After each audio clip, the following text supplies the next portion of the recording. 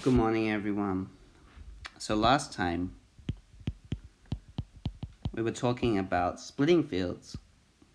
So to remind you what that is, if f is a field and we have some polynomial fx with coefficients in capital F, then a field extension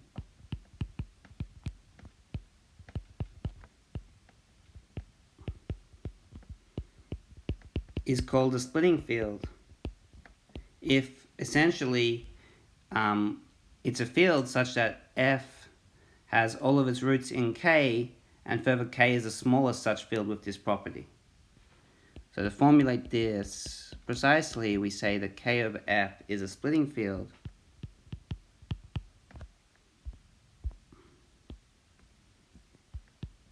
for the polynomial fx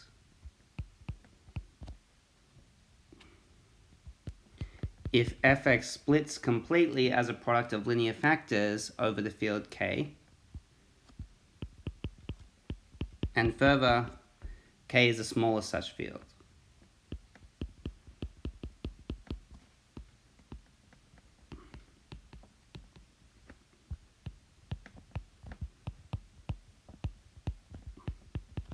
So f should split completely as a product of linear factors over k, and k should be the smallest such field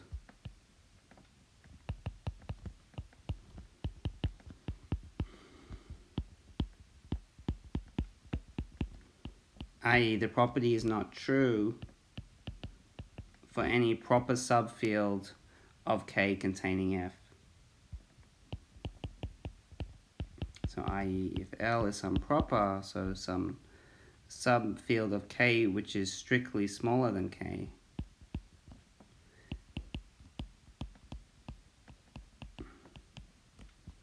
containing f, then fx does not split over L.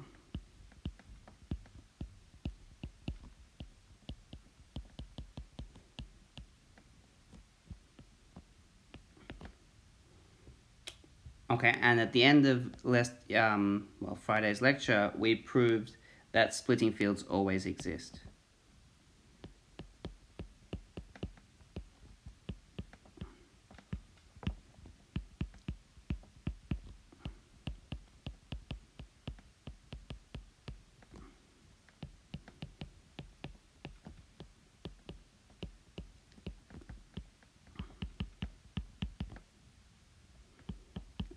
So this was the last notions that we talked about in the previous lecture we invented this notion of a splitting field, and we proved that the splitting field of some polynomial always exists.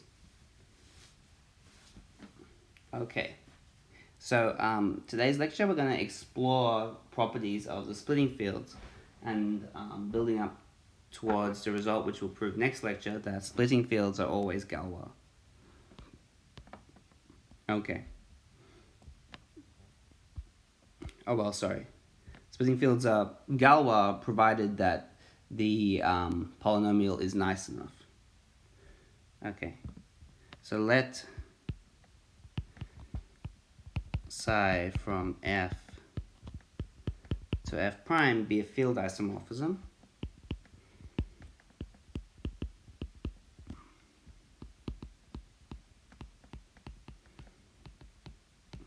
Then psi induces, first of all, a ring homomorphism from the rings of polynomials.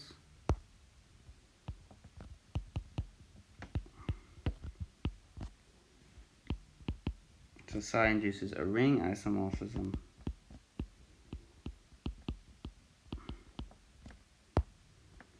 psi tilde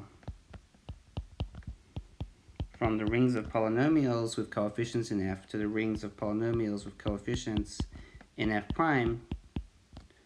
So simply by applying psi to the coefficients of every polynomial. So we will take some polynomial with coefficients in f of the form ai x to the I. This gets mapped under psi tilde to the polynomial psi alpha I x to the I. So we simply have psi act on the coefficients, and then the isomorphism psi will give us a ring isomorphism between the rings of polynomials with coefficients in the fields. Okay, so now we start with a simple lemma. So what we would like to prove, so Galois theory involves the study of automorphisms of fields. We would like to understand what this does to splitting fields, and the first thing to understand is what this does when we adjoin the root of some polynomial to a field. Okay, so we'd like to understand what happens. We would like to understand what happens to isomorphisms of some base field when we try to extend the field by adding the roots of a polynomial. So let psi from f to f prime be a field isomorphism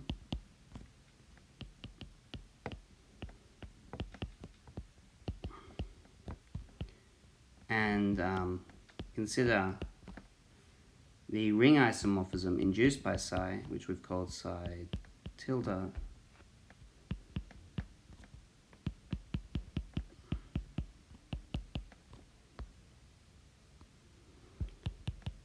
the induced ring isomorphism,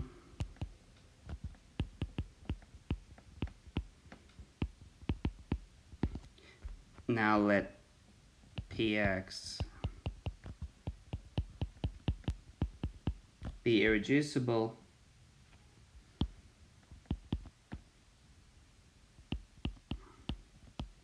and let p prime x be the image of the polynomial under our isomorphism in f prime x. So let p prime x be the so let px in fx be irreducible and let p prime x be the corresponding polynomial defined by applying an isomorphism to the coefficients in f prime x.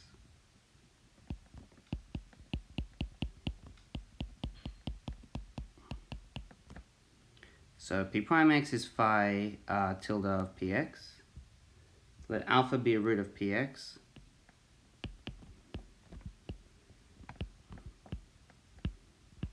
So we'd like to say that the isomorphism phi extends to some field isomorphism when we adjoin a root of the polynomial. So let alpha be a root of px in some extension field, for example in the splitting field.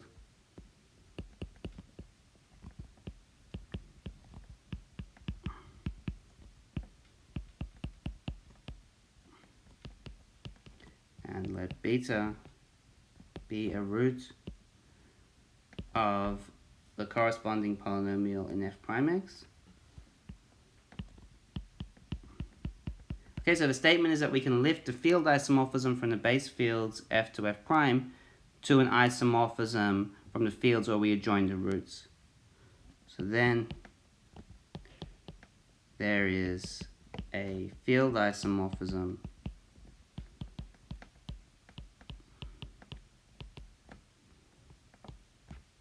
sigma from the field f adjoin alpha to f prime beta, taking alpha to beta, which is phi when restricted to f. Such that sigma restricted to f equals the isomorphism we started with. Okay, so the content is we start with some isomorphism between fields, and we have some polynomial with a root alpha. Then if p prime x is a corresponding polynomial of coefficients in f prime, then there's a field isomorphism between the fields where we adjoin alpha and the fields adjoining the root beta, which is the original isomorphism when restricted to the base field f. Okay. So here's what we have to prove. So proof. Okay, so the proof is pretty easy because we've already seen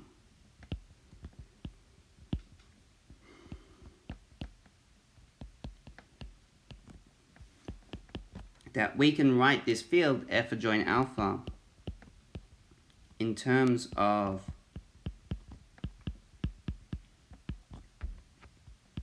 the polynomial as fx modulo. So p is irreducible here, so the ideal generated by px is maximal, and then fx modulo px is a field, and we've already seen in previous lectures that this is exactly the field f adjoint alpha. Okay, and to remind you, the way that this worked was the root alpha corresponds to the root given by taking the equivalence class of x, and likewise f prime beta is just the field f prime x quotiented by the ideal p prime x. Okay, so we have some isomorphism by tilde taking fx to f prime x, and this takes px to p prime x.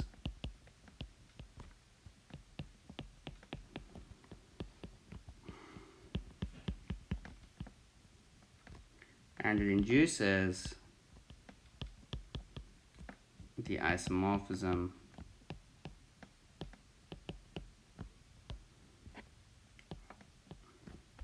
phi hat.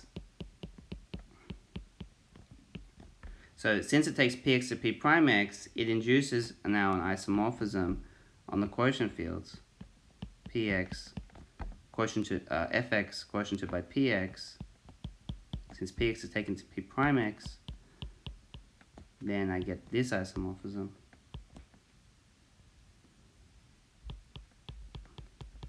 So this is well defined. It's just I take the equivalence class of fx to the equivalence class of phi tilde fx, and it's well defined since px goes to p prime x. And this is exactly what we wanted. Okay, so this isomorphism. So we have this isomorphism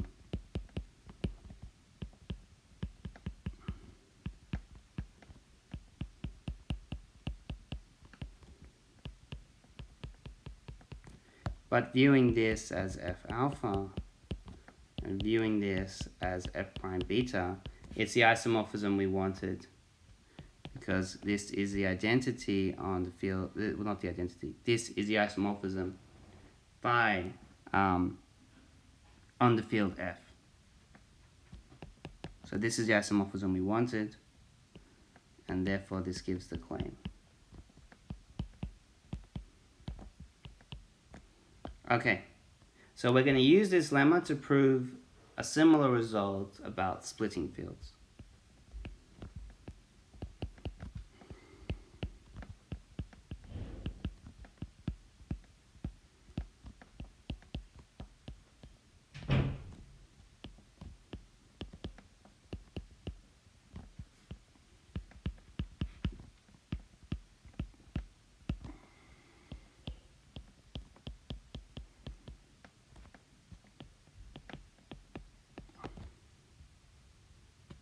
Okay, theorem.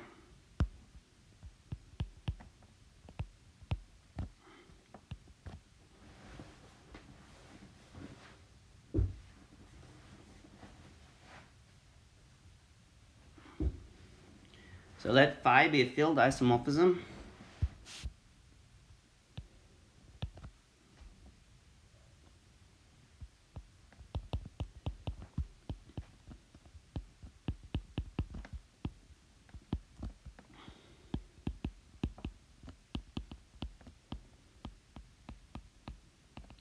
And phi tilde the induced ring isomorphism.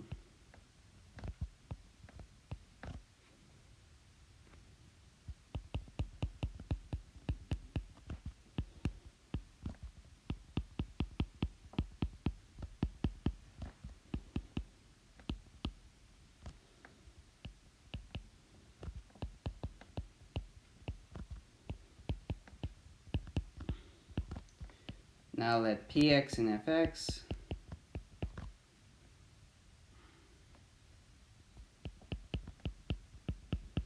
be a polynomial and P prime X defined to be the corresponding polynomial in F prime X under the isomorphism. Now let E be a splitting field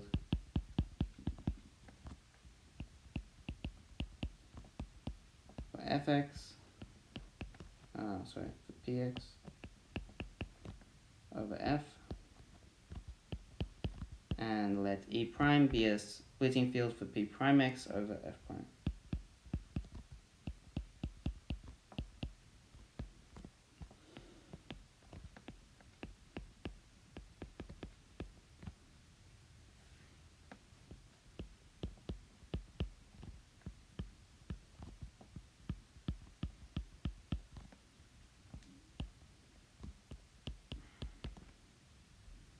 Then the claim is that the isomorphism phi extends to an isomorphism sigma between the splitting fields.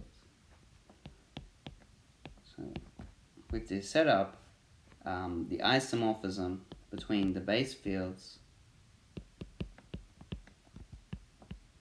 F and F prime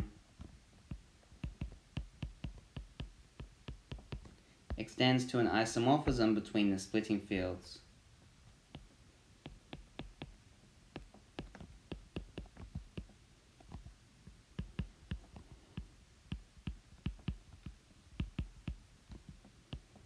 it's called sigma.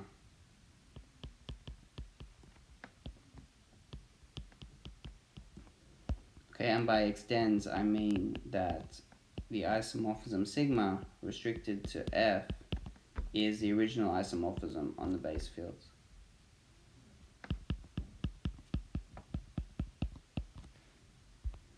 So this little symbol here means sigma restricted to F. Okay, so I'm proving that if I have a polynomial, so I have an isomorphism between base fields, I have a polynomial coefficients in the first field, then this isomorphism extends to an isomorphism from the splitting field of the polynomial Px to the splitting field of the corresponding polynomial P prime X. Okay, proof. So we're just going to use induction, and the induction hypothesis will come from the previous lemma. So we argue by induction on the degree n of Px, which of course is going to be the same for the degree of P prime X, since the isomorphism phi prime just acts as the isomorphism phi on coefficients, so it doesn't change the degrees.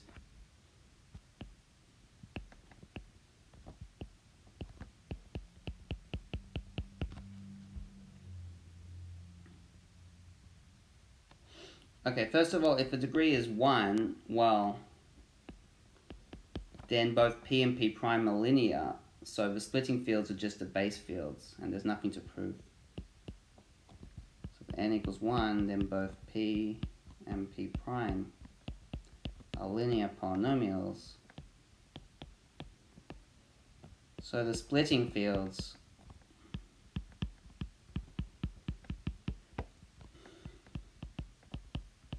are just the original base field, so the splitting field E is F and E prime is F prime, and the result is trivial.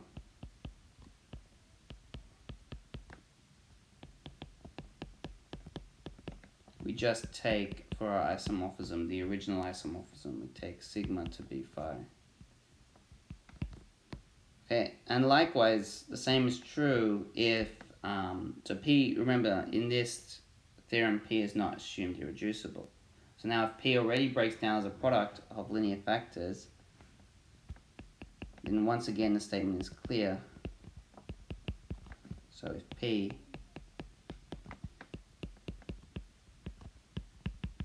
is some product of linear factors in F already, then, so if P splits completely as linear factors, so let's say it splits completely into linear factors,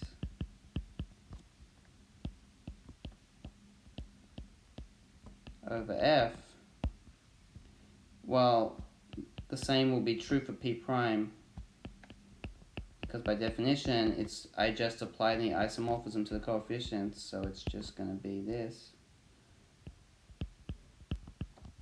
So I'm just going to apply phi to the so it's just going to be the polynomial, which has as linear factors x minus phi alpha I.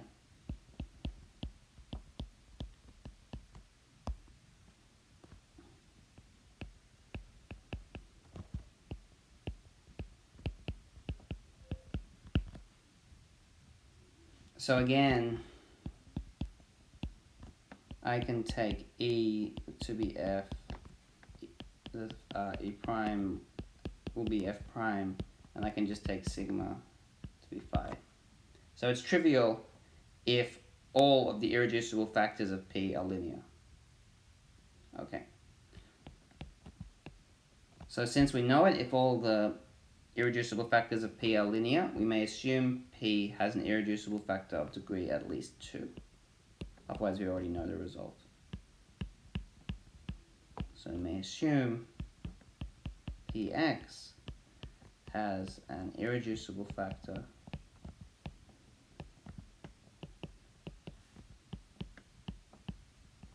Fx of degree at least 2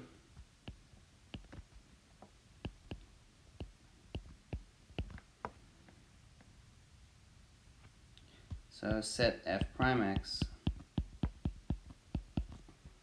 as usual to be the polynomial, the corresponding polynomial with coefficients in f prime x.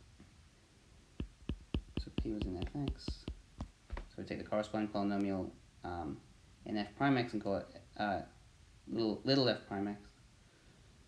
So it will be phi tilde applied to fx.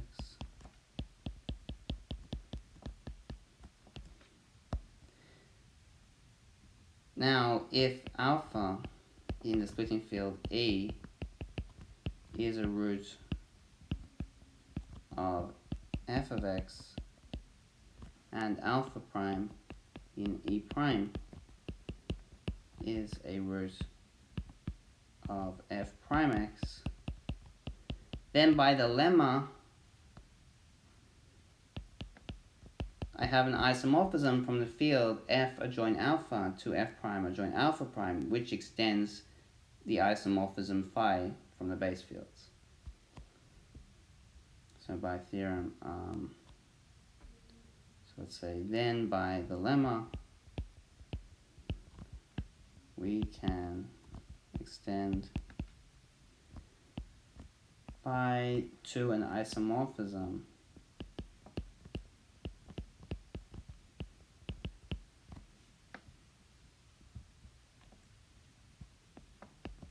sigma prime from f adjoint alpha to f prime adjoint alpha prime.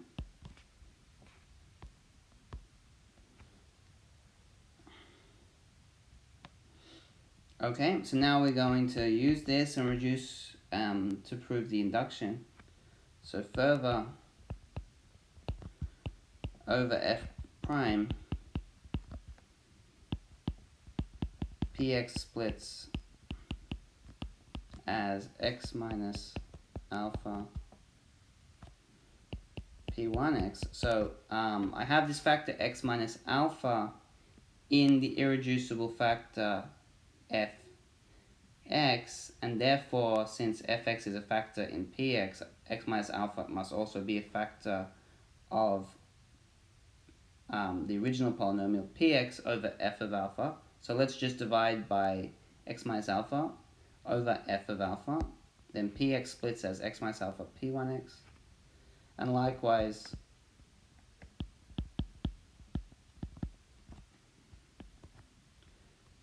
prime x is some product x minus alpha prime p1 prime x over f prime alpha prime, where here p1 prime x is the image of p1x.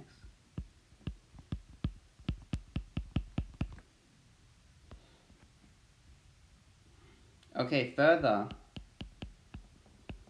well, you get the splitting field by taking the smallest possible field obtained by adjoining all the roots of your polynomial. So in this case, if I take the splitting field of p1x over f alpha, then it's going to contain, then this splitting field will contain all the roots of, it'll contain firstly f of alpha, and it will contain all of the roots of p1. So it will contain in particular all of the roots of the polynomial px, because it contains alpha plus all the roots of p1, so it has to contain all the roots of px.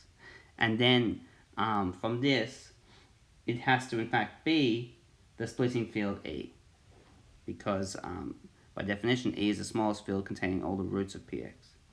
So E, respectively E prime, is the splitting field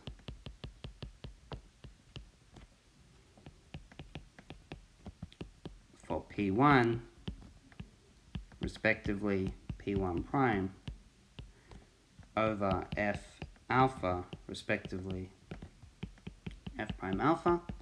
So since P1 has degree lower than Px by induction, by the induction hypothesis now applied to P1, I have an isomorphism from E to E prime, which restricts to sigma prime on F alpha, and therefore it must restrict, since sigma prime extends phi, this isomorphism must extend phi as well.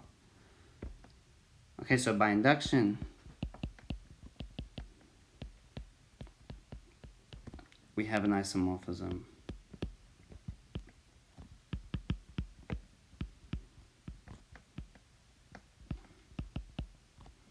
sigma from E to E prime extending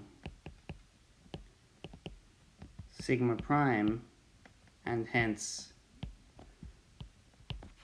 extending phi.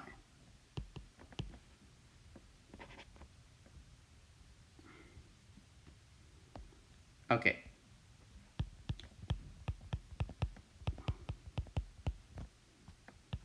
To definition, let F be a field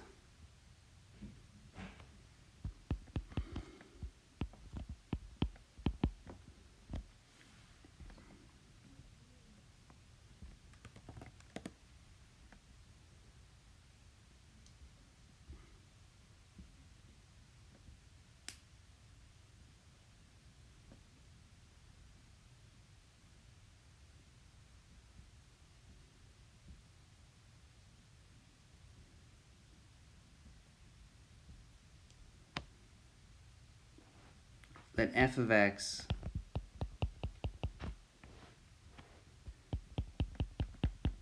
in fx be a polynomial, and let E be a splitting field.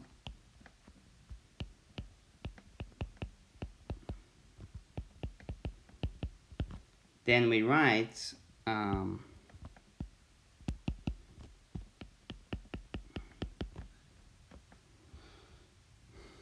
okay, so take some polynomial in fx, let E be a splitting field, then let's decompose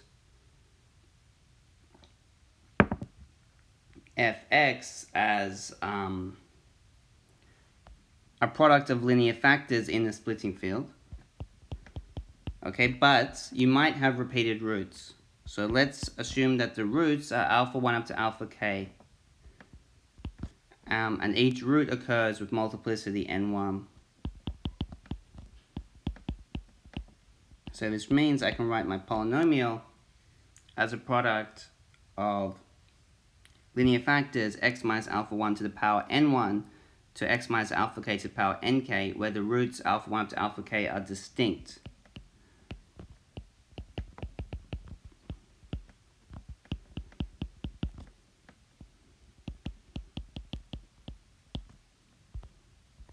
Okay, so of course you might have repeated roots in if you write your polynomial as a product of linear factors. So we say that the polynomial is separable if it has no multiple roots.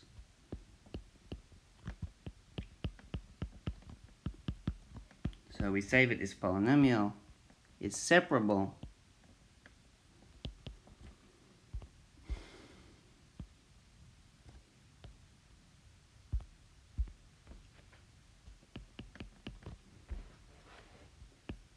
if it has no multiple roots, i.e. if each factor occurs with multiplicity 1. So if n1 up to nk equals 1.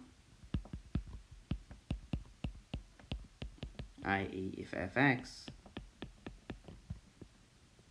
has no multiple roots.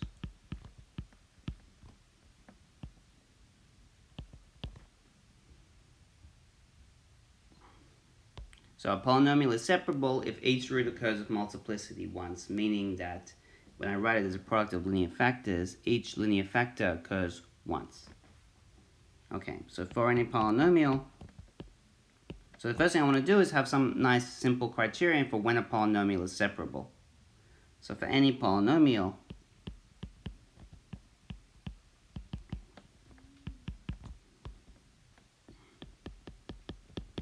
fx, let's write out the polynomial as anx to the n plus a1x plus a naught, then I can always take the derivative. So then we have the derivative,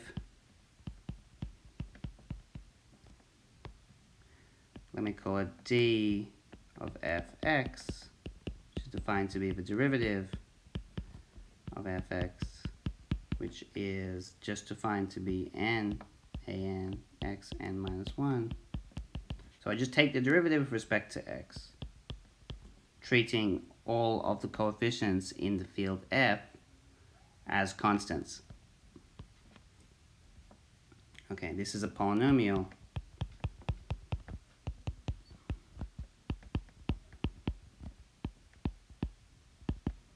of degree n minus 1. And just a quick observation,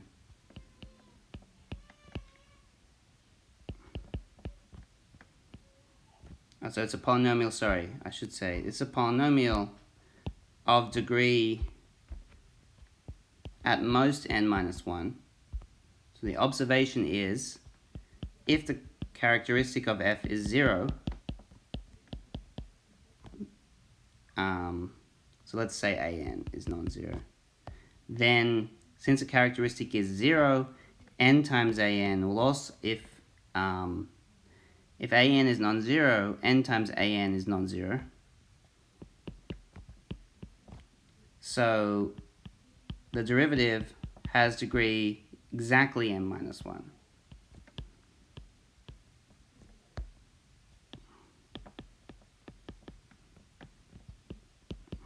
But note that in characteristic P, it's possible for n to be 0. So in some prime characteristic, it's possible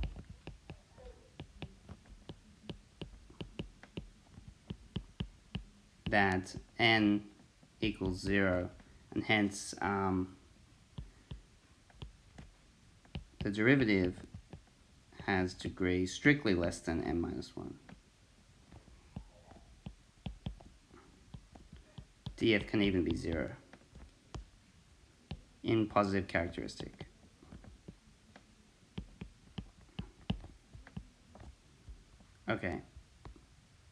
Okay, so in characteristic 0, then you know for sure that the derivative has degree exactly n minus 1. But because n might become 0 in characteristic p, depending on what n is. You don't know for sure that the derivative has this precise degree in characteristic p. Okay. Proposition.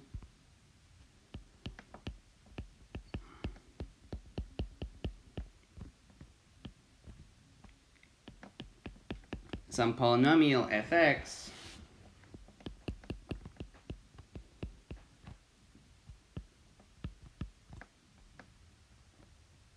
has a multiple root alpha if and only if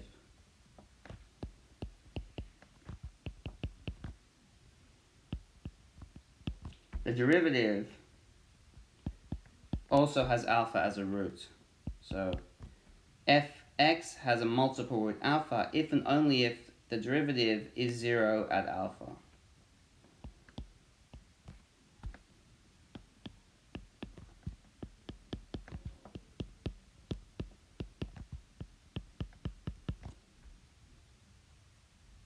So I should say, sorry, alpha should be a root. So alpha a root of f. So if I start with a root of a polynomial, then it's a multiple root if and only if the derivative also takes value 0 at alpha, where df is a derivative.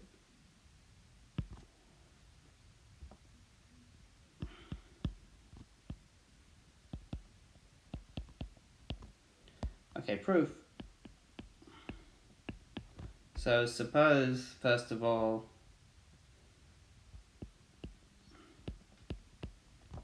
that f of alpha is that f of alpha equals 0, and likewise alpha plugged into the derivative is 0. Then since alpha is a root of fx equals x minus alpha. So since alpha is a root of fx, I can then f will then x minus alpha will divide fx. And now, so I can write fx as a product of x minus alpha and some polynomial hx. Okay, now we have the usual product rule for the derivative.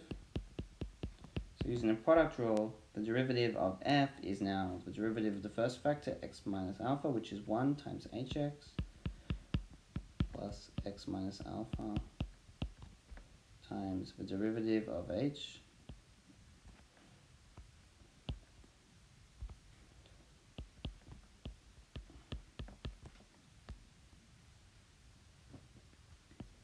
so 0.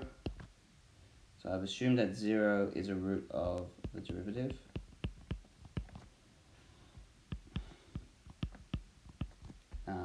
It must be h alpha because the second factor must be 0 when I plug in alpha. So this implies that hx is divisible. So h of alpha is 0, so hx is divisible by x minus alpha, and then fx has the form x minus alpha squared times gx. Hence alpha has multiplicity among at least 2.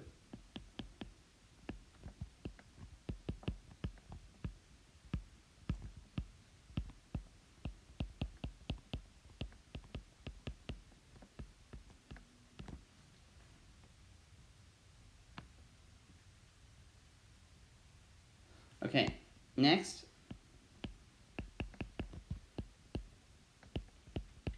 suppose alpha is a multiple root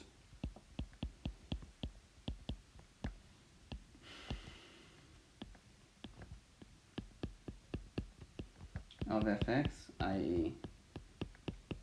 fx equals x minus alpha squared. So if alpha is a multiple root, then alpha has multiplicity at least 2, and so x minus alpha squared must divide f. Okay, then the derivative, now using the product rule again. The derivative of the first factor is 2x minus alpha plus x minus alpha squared the derivative of g, which implies, since x minus alpha divides both factors, that df of alpha equals 0. So alpha is a multiple root if and only if the derivative takes value 0 at alpha. Okay, so here's a nice example.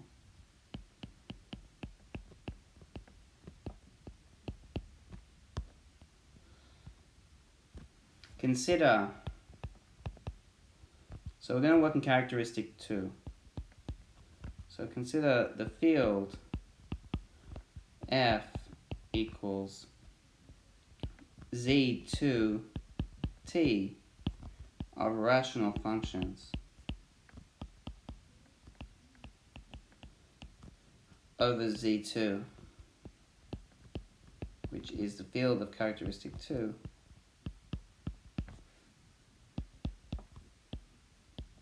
so f has characteristic 2. Now take the polynomial fx equals x squared minus t in field f adjoint x. So t is considered as a constant because t is a constant in f. T is an element in f. Okay? Well, it's easy to check that this polynomial has no roots in big F. Then the polynomial little f has no roots in big F. Since it's a quadratic, it either factors as a product of linear factors or it's irreducible, but it has no roots, so it's irreducible.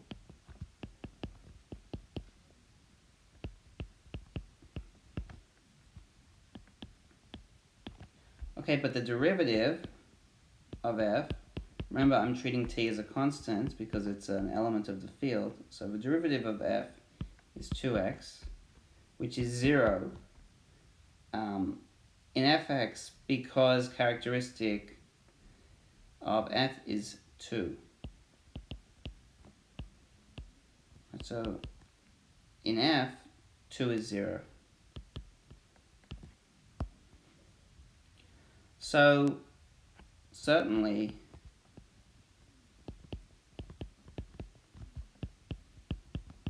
df applied to alpha equals 0 for any root alpha in some splitting field E, because df is 0.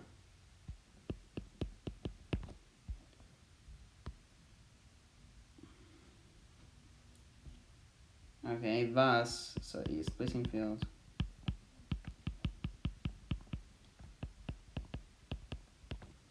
Thus, fx equals x squared minus t is irreducible but not separable.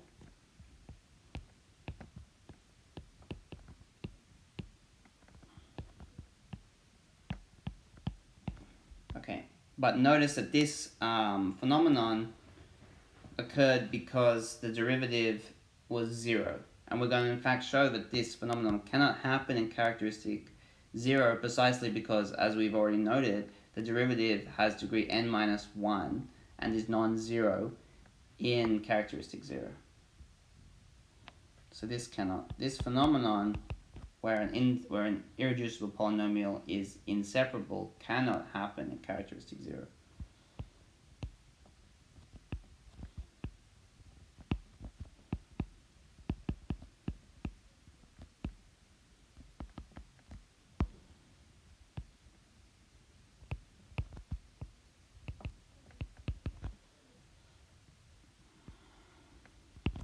Okay, so quick theorem.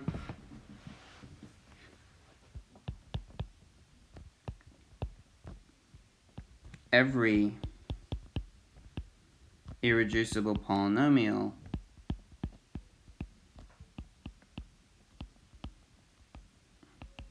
over a field of characteristic 0 is separable.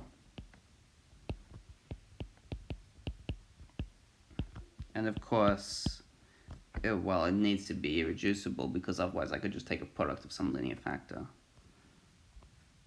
So every irreducible polynomial over a field of characteristic 0 is separable. So proof. So f of field of characteristic 0 and some polynomial, since it's irreducible, the degree will be at least 1.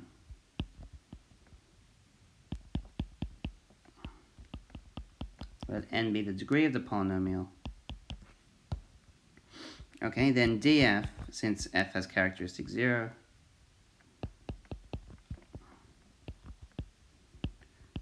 has degree exactly n minus 1. So we need to show that f has no multiple root. So if alpha is a multiple root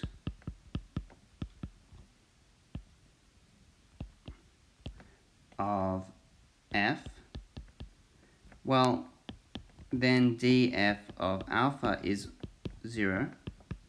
That is alpha of alpha. Okay, so the minimal so this has degree n minus 1 exactly. This implies that the minimal polynomial, well, it has to divide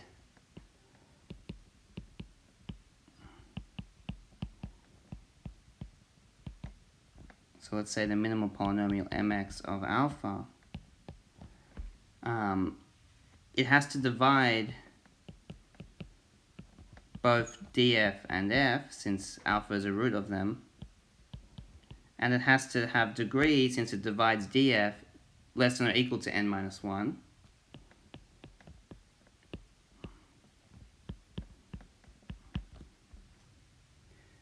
But this is impossible because it has degree strictly less than the degree of f, but it divides the irreducible polynomial f.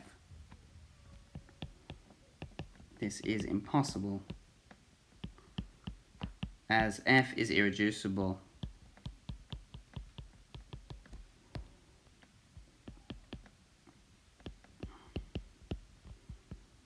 And mx divides f.